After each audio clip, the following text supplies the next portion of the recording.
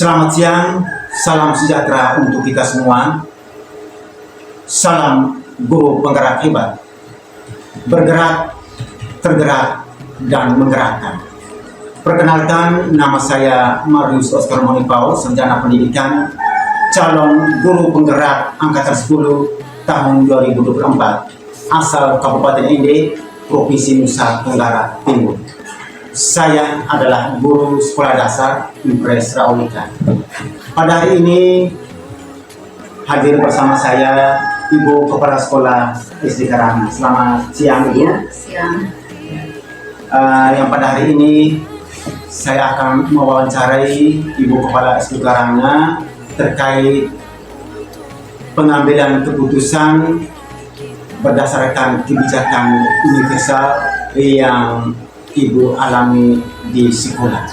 Untuk itu, saya mohon izin Ibu Kepala SD Karanga untuk bisa memperkenalkan diri. Saya persilakan. Terima kasih, Pak. Nama saya Maria Lele, SPD, Kepala Sekolah Dasar Katolik Karanga.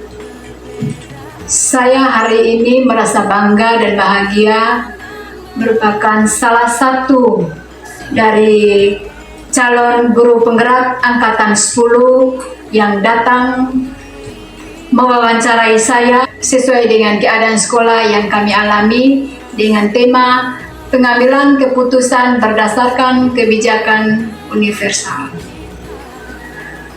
Untuk waktu wawancaranya saya berikan kepada Pak. Kita lanjutkan. Terima kasih banyak Ibu ya atas waktu dan kesempatan yang diberikan.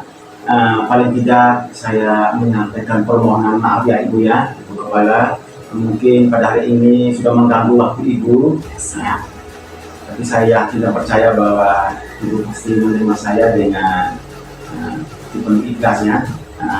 Ini merupakan salah satu tugas saya sebagai calon guru penggerak pada modul 3.1. Untuk itu, izinkan saya untuk bisa mewawancari Ibu dengan beberapa pertanyaan. Paling pertama yang ingin saya tanyakan kepada Ibu, kira-kira bagaimana cara Ibu untuk mengidentifikasikan segala permasalahan yang selama ini Ibu hadapi terkait dengan kategori dilema etika dan perubahan moral. Baik, terima kasih Pak. Selama ini yang sering terjadi dan yang saya alami terkait dilema etika itu, di mana kasus yang dihadapkan dalam dua pilihan, yaitu kasus pertama dianggap benar dan kasus yang kedua juga benar. Sedangkan terkait perubahan moral adalah jika dihadapkan pada kasus atau permasalahan yang pada kasus pertama bernilai benar, sedangkan kasus yang kedua bernilainya salah. Baik, kalau begitu pertanyaan berikutnya Ibu ya, kira-kira bagaimana cara Ibu ya dalam melakukan pengambilan sebuah keputusan ya di sekolah Ibu, terutama untuk kasus-kasus di mana ada dua kepentingan yang sama-sama benar. Dua kepentingan sama-sama benar. Antara masalah pertama dan masalah kedua itu menilai sama-sama benar. Kira bagaimana? Ya, yang kasus kedua-duanya dianggap benar, Pak ya. Yang pertama itu tidak serta-merta ya kita sebagai pimpinan untuk langsung memutuskan pada pilihan yang salah satu dari dua kasus tersebut. Akan tetapi dengan cermat, tenang, dan harus memiliki akal sehat sebagai pimpinan, serta bijak, harus menggali informasi dari berbagai sumber atau pihak-pihak terkait atas dua kasus yang sama-sama benar. Serba dilema ya. Serba dilema karena memang dua kasus ini sama-sama benar. Kita memutuskan salah satu belum bisa, kita belum tahu ya. Belum tahu persoalannya. Tidak kita paling pertama harus menceritakan. Terima kasih Bu ya. Mungkin kira-kira langkah-langkah atau prosedur seperti apa yang biasa Ibu lakukan selama ini? Langkah-langkah yang bisa saya lakukan diantaranya yaitu mengidentifikasi terlebih dahulu permasalahan atau pokok permasalahannya, dan kedua masalah dianggap sama-sama benar, Pak. Nah, itu yang pertama. Sedangkan langkah yang kedua, setelah mengidentifikasi kedua kasus tersebut, selanjutnya adalah mencari solusi dengan mempertimbangkan sisi positif bagi kedua kasus yang sama-sama benar, agar tidak saling dirugikan atau tidak saling menguntungkan sepihak. Ya. Terus langkah yang ketiga yaitu kita bisa memutuskan pilihan salah satu yang dianggap paling benar. Akan tetapi keputusan yang diambil itu harus didasari atas hasil analisis yang akurat dan dapat memberikan nilai positif baik bagi individual maupun kelompok ataupun dalam hal ini di sekolah saya, Pak. Terima kasih banyak Ibu ya. Saya rasa mungkin sangat berpengalaman Ibu ya dalam pengambilan sebuah keputusan ini, apalagi keputusan yang berangkat dari masalah yang kedua-duanya sama benar ya. Terima kasih Ibu. Pertanyaan selanjutnya Ibu, kira-kira hal-hal apa saja yang selama ini Ibu menganggap efektif ya dalam pengambilan sebuah keputusan pada kasus-kasus ini? Ya. Yang Ibu merasa anggap sangat efektif dalam pengambilan keputusan. Baik Pak, hal-hal yang saya anggap keputusan itu sangat efektif di sekolah saya dan yang sering saya lakukan ya. Yang pertama itu keputusan yang saya ambil berdasarkan hasil pertimbangan dari 4 paradigma, 3 prinsip, dan 9 langkah pengujian dalam pengambilan keputusan. Ya. Terus yang kedua itu keputusan yang diambil yang sangat efektif karena didasari atas solusi kebersamaan dengan rekan-rekan guru dan guru senior yang sudah lama mengabdi di sekolah. Dan selama ini juga pihak terkait yang mengalami kasus atau masalah itu di sekolah saya yang sering saya alami, Pak. Berarti tidak serta-merta karena sebagai kepala sekolah kita langsung mengambil keputusan sendiri, tidak. Kita butuh banyak pertimbangan, Pak. Pertimbangan dan banyak pihak ya, termasuk rekan guru dan juga guru senior ya. Kita mencari solusi bersama. Ataupun juga dengan stakeholder lainnya. Mencari solusi. Termasuk dengan yang yang terkait ya atau yang terkait yang masalah. Terima kasih.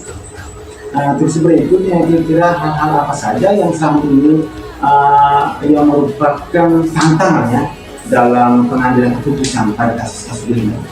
Dan dalam pengambilan keputusan pasti ada tantangannya. Ada tantangan. Salah satu yang mungkin tantangan terbesar ketika mungkin kita berhadapan dalam permasalahan dan sama-sama benar ini ya Bu ya. Kira-kira bagaimana? Yang menjadi tantangan selama ini yang saya alami di sekolah saya, Pak, yaitu pengambilan keputusan yang terkait kasus dilema etika, Pak. Jika dihadapkan sebuah kasus yang sama-sama benar, itu bisa saja keliru dalam pengambilan keputusan dan bisa juga benar.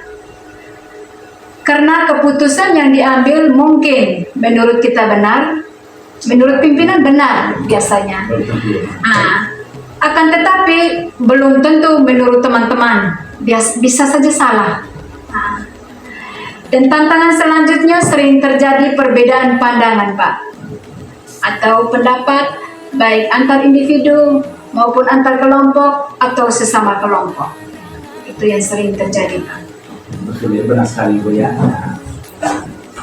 Nah, memang dalam pengambilan keputusan ini menurut kita sih benar. Biasanya pimpinan menganggap diri selalu benar, tapi belum tentu di mata teman-teman guru ataupun guru-guru senior. Iya. Pemikiran mereka kan pasti Iya, berbeda. sama. Iya. Terus yang berikutnya, apakah ibu memiliki sebuah jadwal ya, apa namanya, jadwal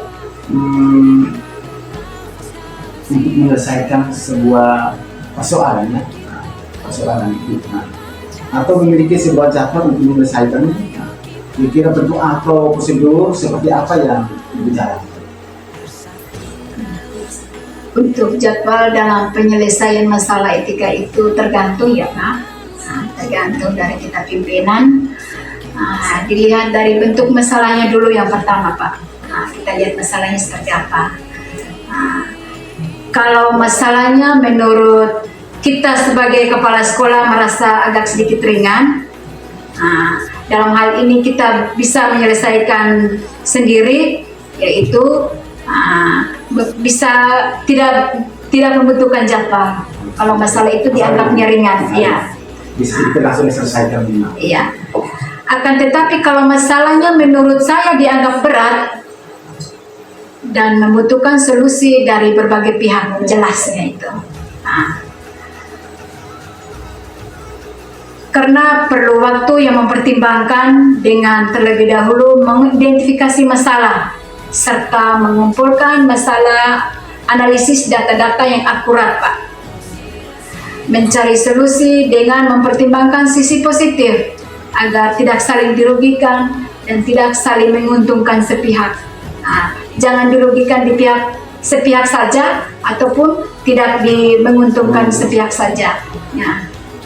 Terima kasih Bu ya, karena dalam pengambilan sebuah keputusan itu paling tidak kita harus paling pertama itu kita mengidentifikasi masalah dulu ya.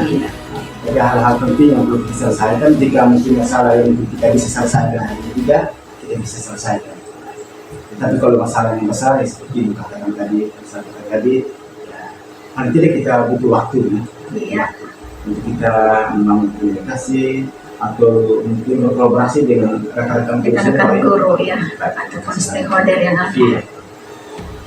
Berikutnya kira-kira adakah seseorang atau faktor-faktor apa yang selama ini yang dapat mempermudah ibu untuk membantu ibu dalam mengambil keputusan seperti halnya dalam menghadapi kasus-kasus dilema ini? Untuk sementara yang saya alami di sekolah saya Pak, ada yang membantu saya sehingga mempermudah untuk mengambil sebuah keputusan.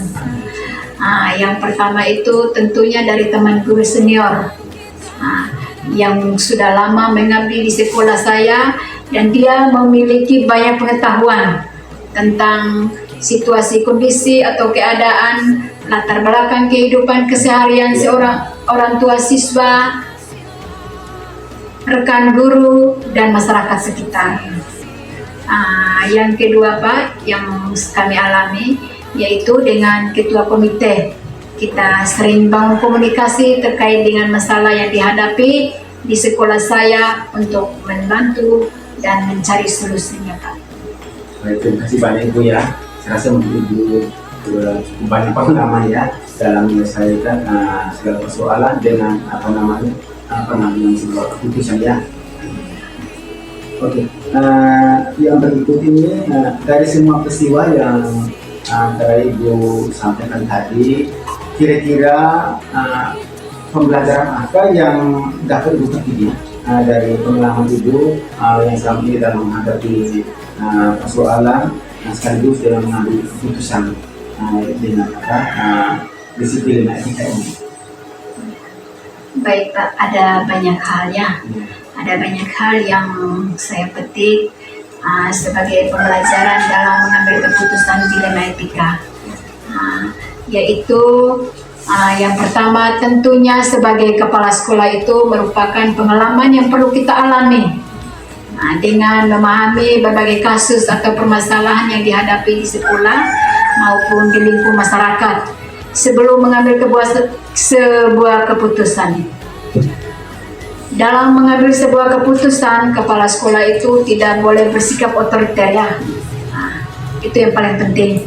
Ataupun mau menang sendiri dan tidak mau mendengar masukan pandangan atau usul saran dari rekan-rekan guru. Dan yang kedua itu, dalam mengambil sebuah keputusan, kepala sekolah harus memperhatikan beberapa hal diantaranya, yaitu ada 4 kategori paradigma yang ada dalam situasi dilematika itu. Nah, yang berikut 3 prinsip pengambilan keputusan. Yang berikut ada 9 langkah pengujian dalam pengambilan keputusan. Terima kasih banyak Ibu. Mungkin saya merasa bahwa sangat berpengalaman Ibu ya. Dan juga Ibu yang merupakan guru senior, kepala sekolah senior ya. Begitu banyak hal yang saya dapat dari Ibu yang menyangkut tentang penyelesaian sekaligus pengambilan keputusan berdasarkan masalah-masalah yang kita hadapi ya, di sekolah Ibu ya. Untuk itu saya mengucapkan terima kasih Ibu. Sekali lagi dari hati yang paling dalam saya mengucapkan permohonan maaf yang sebesar-besarnya. Mungkin dalam sisi wawancara tadi mungkin sedikit membuat Ibu merasa terganggu. Dari hati yang dalam saya mengucapkan permohonan maaf ya sebesar-besarnya. Itu saja Ibu, selamat siang dan terima kasih banyak Ibu. Saya juga terima kasih Pak karena itu merupakan Pak yang membagi hasil praktik baik ya untuk sekolah saya. Terima kasih. Terima kasih.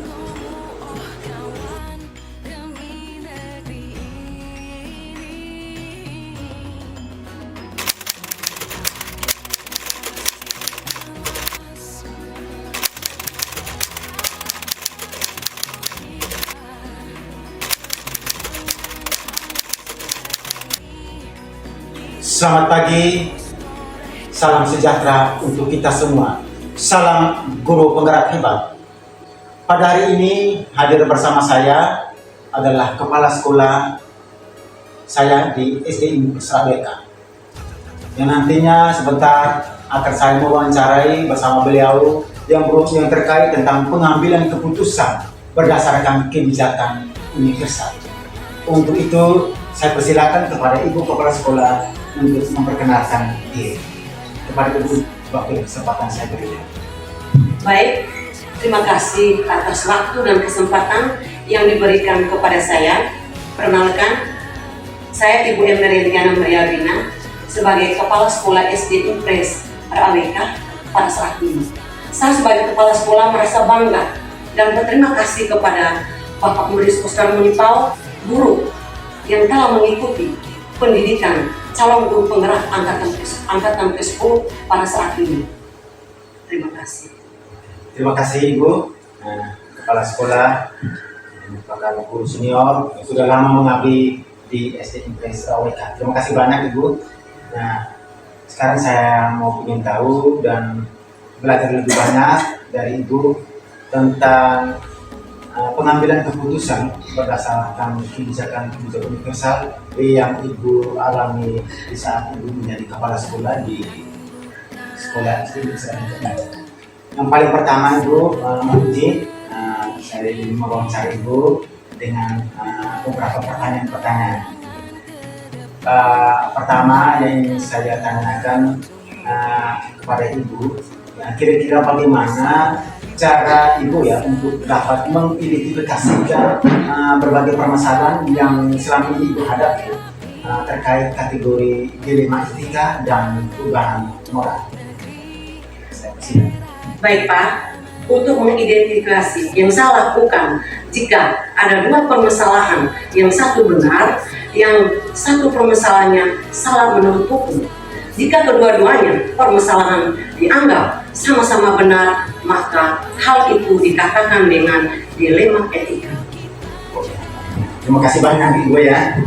Berarti ketika kita berhadapan dengan permasalahan yang kedua-duanya benar ya, bisa dikatakan juga misalnya dia masuk dalam kategori dilema etika ya itu. Baik, terima kasih. Pertanyaan yang kedua nih Ibu, yang saya mau tanyakannya, bagaimana cara Ibu ya dalam melakukan pengambilan sebuah keputusan ya di sekolah kita ini, terutama untuk kasus-kasus di mana ada dua kepentingan ini yang sama-sama benar atau sama-sama mengandung nilai kebajikan. Sebelum mengambil keputusan, tentu saya mengidentifikasi terlebih dahulu. Kemudian, siapa saja yang terlibat.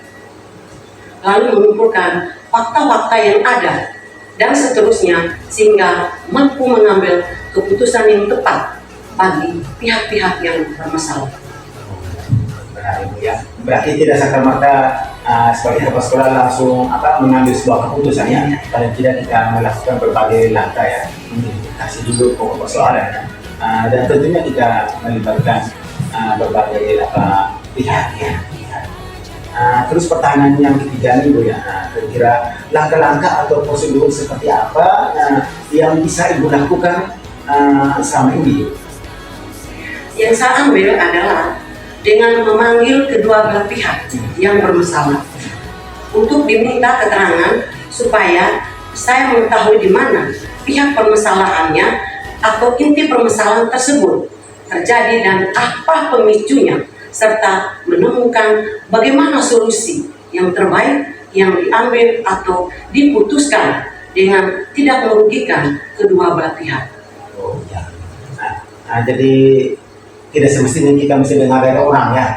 Tidak semestinya kita mesti dengar dari orang. Paling tidak kita mungkin ada permasalahan di dalam komunitas ini. Paling tidak sebagai sekolah mengambil kedua belah pihak bukan secara langsung ya. Berdasarkan secara langsung. Oke, baik. Terus yang keempat ini Ibu ya. Kira-kira hal apa saja yang selama ini Ibu menganggap sudah sangat efektif ya dalam pengambilan keputusan? Yang menurut Ibu ini sudah sangat efektif dalam pengambilan sebuah keputusan pada kasus-kasus dilema etika. Melakukan dialog itu dengan pihak yang bermasalah dengan prinsip kekeluargaan agar dapat memunculkan solusi yang dapat diterima kedua belah pihak dengan cara memberikan bimbingan secara komprehensif yang tidak menimbulkan perselisihan lagi dari kedua belah pihak. Baik, terima kasih Bu ya. Ini pertanyaan yang berikut, hal-hal apa saja Bu ya yang selama ini merupakan tantangan dalam pengambilan keputusan ya pada kasus-kasus dilema etika? Selama saya menjadi kepala sekolah, tantangan yang saya hadapi dalam pengambilan keputusan adalah bagaimana cara mencari solusi yang terbaik bagi semua pihak dengan risiko seminimal mungkin. Tentu saja hal itu membutuhkan dukungan yang positif dari semua warga sekolah. Tanpa dukungan dari warga sekolah atau komite atau semua stakeholder ya, terus rasa mungkin ada sedikit rumit ya dalam menyelesaikan segala persoalan. Oke, baik. Ibu ini sambungan lagi nih Bu ya. Apakah Ibu memiliki sebuah jadwal tertentu mungkin ya dalam sebuah penyelesaian masalah etika? Atau apakah Ibu langsung menyelesaikan di tempat ketika berhadapan dalam sebuah masalah? Atau memiliki sebuah jadwal untuk menyelesaikan atau mungkin dalam prosedur seperti apa yang dijalankan ke depan? Atau mungkin tunda dulu atau seperti apa? Sebagai kepala sekolah, langkah yang tepat yaitu menyelesaikan permasalahan yang ada secara langsung dan diselesaikan di sekolah pada hari itu juga, agar tidak berkepanjangan serta tidak menimbulkan perselisihan yang baru. Itu dengan melibatkan beberapa pihak, terutama Dewan Guru, untuk memberikan pertimbangan dan masukan yang baik, serta pengawas sekolah dan komite sekolah, tergantung pada karakter atau permasalahan yang dihadapi. Kalau masalah-masalah sepele mungkin kita bisa diselesaikan ya pada saat itu juga ya, mungkin saya sependapat. Tapi kalau seandainya kita menunggu waktu, bisa saja menciptakan masalah baru lagi ya. Iya, betul ya. Tidak kecuali mungkin ada masalah yang rumit ya, masalah yang sangat besar mungkin yang kita butuh banyak orang, banyak pihak ya, mungkin bisa menyelesaikan itu, mungkin kita bisa menggunakan jadwal ya. Oke, baik. Kira-kira adakah seseorang atau faktor-faktor yang yang mungkin selama ini mempermudah atau membantu ibu ya dalam mengambil sebuah keputusan dalam hal kasus-kasus yang dilematika ini. Setiap permasalahan yang ada selalu saya bawa dalam musyawarah atau rapat dengan guru agar lebih cepat menemukan solusi yang terbaik. Juga bisa berkontribusi dengan pengawas sekolah atau komite sekolah untuk meminta saran dan masukan yang terbaik bagi permasalahan yang ada. Ini saya rasa mungkin pengalaman banyak ya, harus saya pelajari dan memang betul kami dapat di Guru Penggerak, tetapi belum kami laksanakan itu ya, kita laksanakan. Tapi ibu sudah banyak hal yang ibu sudah lakukan ya, banyak hal yang sudah lakukan. Mungkin hal-hal baik ini perlu saya belajar banyak ya, belajar banyak terkait dengan materi-materi atau pengalaman yang saya dapat selama di pendidikan Guru Penggerak ini. Agak banyak mohon dukungan mungkin ke depan nanti ya, saya dipercayakan atau mungkin menjadi kepala sekolah di sekolah lain, mungkin saya bisa ya antisipasi menyelesaikan saran. Oke, baik, pertanyaan yang terakhir ini ya Bu, mohon maaf ya, pertanyaan banyak, pertanyaan yang berapa ini kita akhir. Dari semua peristiwa yang tadi Ibu sampaikan tadi, kira-kira pembelajaran apa yang dapat Ibu petik ya dari pengalaman Ibu dalam mengambil keputusan dilematika ini? Sebagai pimpinan di sekolah, dalam pengambilan keputusan apapun harus berdasarkan kesepakatan bersama. Itu dihasilkan dari musyawarah mufakat serta membiasakan diri untuk bertanggung jawab atas setiap keputusan yang telah ditentukan. Karena bekerja sama sebagai tim lebih ringan dalam menyelesaikan permasalahan. Itu dalam menyelesaikan permasalahan daripada bekerja sendiri-sendiri. Selain itu, komunikasi yang baik pada setiap elemen warga sekolah juga sangat menentukan cepat lambatnya penyelesaian masalah yang sedang terjadi. Terima kasih banyak Ibu ya. Saya rasa mungkin tidak rumit juga ya kalau kita berkolaborasi dengan berbagai pihak ya, termasuk warga sekolah ya, guru yang ada di sekolah. Mungkin ya, karena memang pengalaman yang biasanya sering terjadi itu kepala sekolah, karena dia berangkat sebagai kepala sekolah bersikap otoriternya, langsung putuskan ya, palu susah keputusan dia sampaikan tanpa dia bilang mempertimbangkan atau menghiraukan pendapat dari rekan-rekan guru yang lainnya. Oke, terima kasih banyak Ibu atas wawancara saya bersama dengan Ibu Kepala Sekolah dengan mendukung kegiatan saya selama di pendidikan Guru Penggerak di antara sekolah ini.